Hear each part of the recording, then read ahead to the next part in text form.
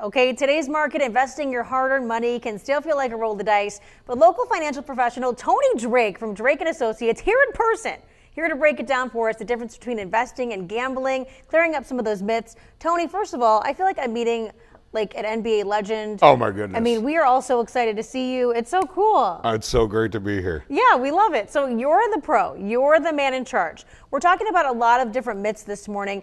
Let's talk about investing first. It's different than gambling, you say. It is different. It can feel a lot like gambling because of the risk, naturally. And I think, when you're in a good market period, emotionally, everybody feels great, right? Sure. You love looking at your statements. When you're in a bad market period, it can be really scary because we all work so hard for this money, Sure. and you're trying to take a piece of that and put it away for the future. But gambling is really up to chance. There's a lot of strategy in investing. It's about being invested for the long term. Short-term day trading doesn't work out very well. Less than 10% of those folks actually are successful over time. So you want to have a long-term strategy, work within your risk tolerance, and it can really work to your benefit in the long run. How so? Well, it's about the time value of money, right? Investing is Sure. about the time in the market, not the timing of the market, right? Okay. So a lot of great data out there that shows if you stay invested for 20, 30, 40 years for retirement, it's that millionaire next door idea. I know, sounds crazy, but you start in your 20s, early 30s, even just a couple $100 a month, you're going to have a 7-figure balance when you hit your 60s. So it's about staying in it for the long run and trying as hard as it is, trying to ignore when the market's down.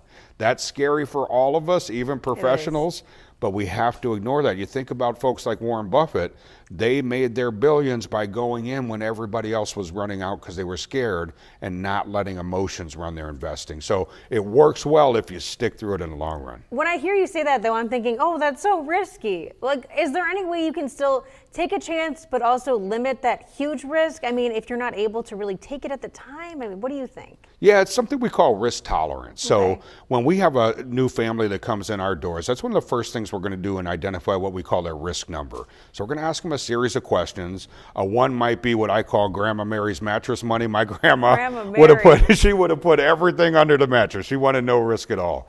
99 is actually more risky than the stock market. So it's about learning what's that emotional point? What's that amount that we might lose? Or we're going to say, oh boy, I'm going to panic and sell at the worst time when it's down.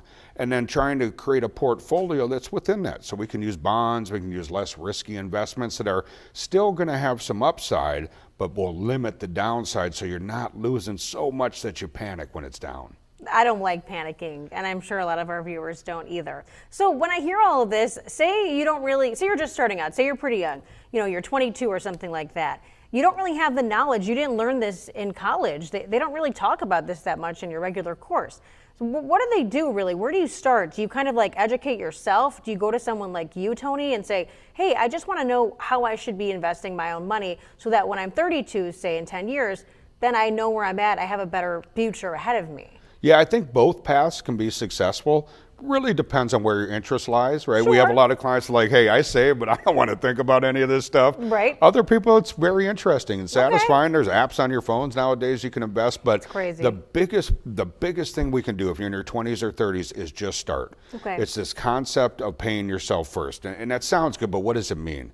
If I've committed $100 a month, $200 a month, I'm going to do that first before I go buy my new watch or my new iPhone or go out to the club or whatever kids are doing. Tony's I just going out turned to the 50. club? Well, I turned 50, Whoa. so no clubs for me anymore. Welcome to Club 58. That's right. That's right. But We're partying. pay yourself first. Think about the future. It doesn't seem significant in the short term, but it makes a big difference in the long term. The other thing we found is really think about what you want to do in retirement. Okay. If you can tie it to the fun things, the trips you want to take, then it's a lot easier psychologically to put the money away now when you might be 30 or 40 years away from it. Right. Some good things to look forward to, not just, watching The Price is Right. That's right. Which is also my Say dream. to my lazy boy, man, Yeah, I just turned honestly. 50. Is that what I'm supposed to do now? Or? I don't know. You tell me, Tony. Maybe. The club sounds fun, though. That's okay, right. Tony, give us your website. Where can folks go to reach out for more information? They can visit us at drakeandassociates.net.